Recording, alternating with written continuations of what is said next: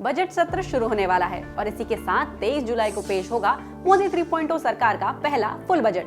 अब बजट को लेकर आम आदमी से लेकर हर इंडस्ट्री और कॉर्पोरेट्स तक सभी की कई एक्सपेक्टेशंस होती हैं। आम आदमी की बात करें तो बजट में सबसे अहम होता है वो इनकम टैक्स वाला announcement. Now I come to what everyone is waiting for. Personal income tax. इस साल बजट में जिस टैक्स अनाउंसमेंट का कयास लगाया जा रहा है वो है स्टैंडर्ड डिडक्शन। उम्मीद की जा रही है कि इस बार न्यू टैक्स रिजीम में स्टैंडर्ड डिडक्शन को 50,000 रुपए से बढ़ाकर 60,000 से 1 लाख रुपए तक किया जा सकता है।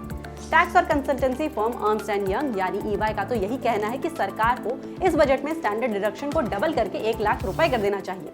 चलिए, अब स्टैंडर्ड डिडक्शन के बढ़ने की बात तो हो रही है, लेकिन ये है क्या और इसके बढ़ने से आपको क्या फायदा होगा, ये भी समझ लेते हैं। तो स्टैंडर्ड डिडक्शन एक फिक्स अमाउंट होता है जिसे टैक्स पेयर की टैक्सेबल इनकम से घटा दिया जाता है और इस पर टैक्स देनदारी का बोझ कम हो जाता है। फिलहाल ये स्टैंडर्ड डिडक्शन सैलरीड एम्प्लॉय और पेंशनर्स दोनों को मिलता है। मौजूदा न्यू टैक्स रिजीम और ओल्ड टैक्स रिजीम दोनों में ही 50,000 रुपए का स्टैंडर्ड डिडक्शन दिया जाता है और इसका फायदा लेने के लिए टैक्स पेयर को कोई प्रूफ भी नहीं जमा करना होता। अब इस अमाउंट के बढ़ने का फायदा ये होगा कि आपके हमारे जैसे टैक्स पेयर्स के हाथ में ज्यादा पैसा आएगा। इसका फायदा सिर्फ हमारी जेब को ही नहीं बल्कि इकोनॉमी को भी होगा। अब अगर टैक्स पेयर के हाथ में ज्यादा पैसा आएगा तो वो खर्च भी ज्यादा करेगा, जिससे बढ़ेगा कंजम्पशन और इवेंचुअली इकोनॉमी का चक्का और तेजी से घूमेगा। सरकार ने न्यू टैक्स रिजीम को 2020-21 के बजट में पेश किया था और FY24 से इसे डिफॉल्ट टैक्स रिजीम बना दिया गया है।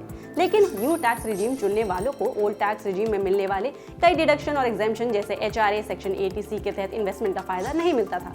इसलिए सरकार ने न्यू टैक्स रिजीम में भी स्टैंडर्ड डिडक्शन का इंसेंटिव जोड़ा।